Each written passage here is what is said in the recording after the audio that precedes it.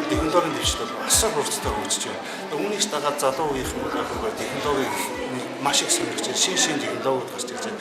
Тэгэхээр бол яг л залуу үеийн энэ сонирхож байгаа технологийн ашиглаад энэ түүх соёлоо, өв соёлоо түгээн дэлгэрүүлж илүү сонирхолтой байдлаар энэ соёлыг залуучууд хүрхнийг арга бол яг л одоо бидний хэрэгжүүлсэн ухаалаг шилдэг хөтөж төсөл байгаа. Тэгэхээр энэ төслийг бол одоо яг дэлхийн нийтэд бол нэгэн сүүлийн жилээр их дэлгэрч байна. Гэхдээ Монголын хувьд бол одоо анх удаага бид нар ямар ч байсан юм ухаалаг нүдний шиг ашиглаад музейн хөтөлчийг бол хийж анх удаага нэвтрүүлж үзлээ.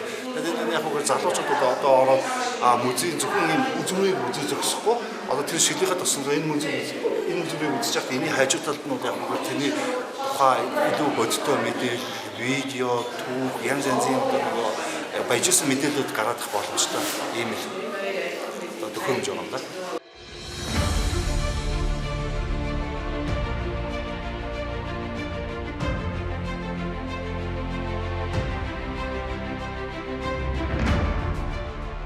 Энэхүү төсөл бол ямар ач холбогдолтой юм гэхээр өнөө одоо дижитал технологиг ашиглан одоо үзмэрийг ингээд шинэ дижитал агуулгаар баяжуулах юм төсөл байгаа. Жишээлбэл музейн тайлбарлагчийн зөвхөн тайлбарлахаас гадна дээр нь энд бол тухайн үзмжтэй холбоотой видео, аудио, археологийн одоо суурь газрын видео гэх мэт нэмэлт олон видео аудио дүрснүүд орсон байгаа.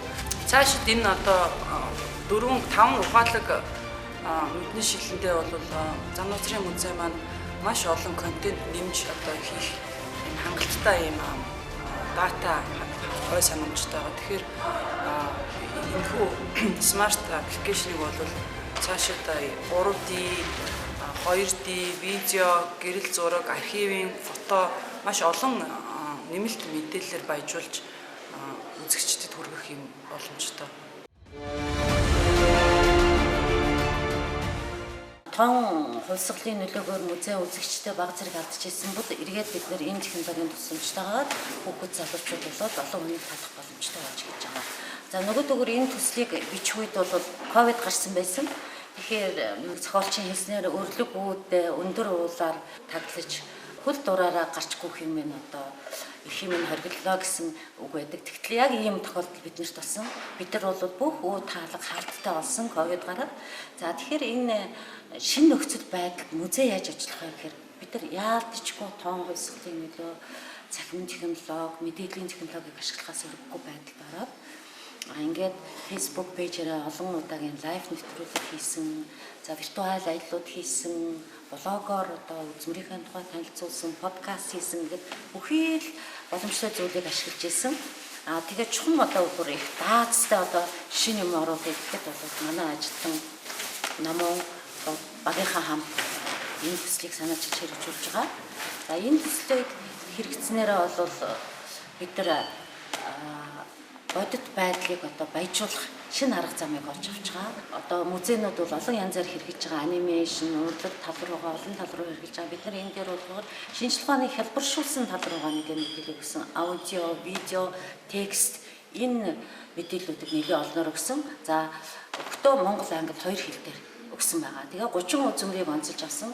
За яг бүх үзмэртээ оруулаагүй гэхээр одоо мэдээжийн хэрэг датагийн багтаамжны асуудал бөгөөд нөгөөдөө бүх үзмэрийг нүдний шилээр үзэх тийм боломж хүн өөрөө ядардаг учраас сонгосон гэдэг үзмэр байгаа.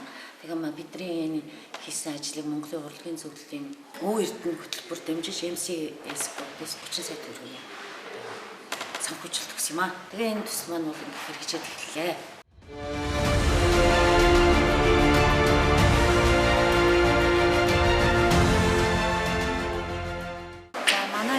Үзмэрийн AR ухаалаг хөтөч төсөл маань ерөнхийдөө музейн үйл ажиллагаанд дэвшилтэд технологиг нэвтрүүлэх.